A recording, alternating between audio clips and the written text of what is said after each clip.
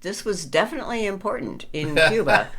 Americans cannot easily travel to Cuba. There is a prohibition. You have to jump through some hoops. You have to have these visas. And we had a special thing because of the dive boat that we were on. And we printed it out, and then I took a photo of it. And I'm really glad I did, because when we entered Cuba, they ended up taking that piece of paper. When we exited Cuba, they wanted to see that piece of paper.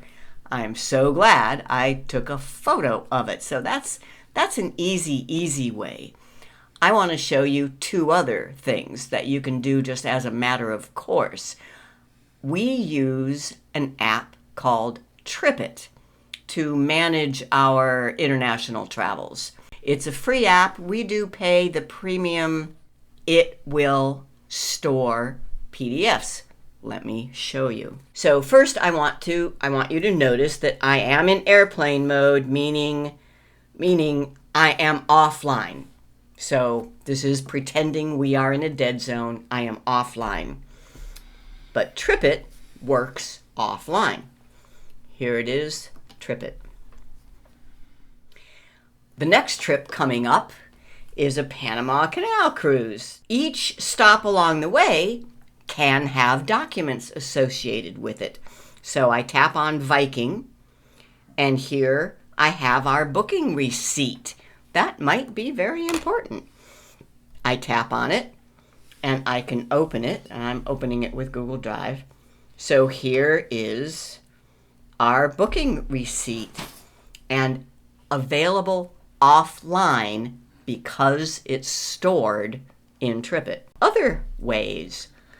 We also use Google Drive a lot. We just upload everything to do with a trip to Google Drive. If I open Google Drive right here, and I go to our travel folder and 2024 and Cuba, notice this little black check mark. So if I tap on one of these that has the little black check mark, it's there, even though I am offline. But notice this one that's grayed out. It says no connection. I can't see it. What's the difference? Where did that little black check mark come from? When you are online, so I'm gonna turn off airplane mode. Now I am online, and I can go back to Google Drive. I find that one that did not have a check mark. This one.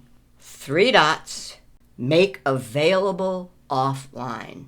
So that now, when I'm offline, I would be able to open that. So these are things you got to think about before you go. The interesting thing, you do have to do it on a file by file. Now you could select them all and then make available offline.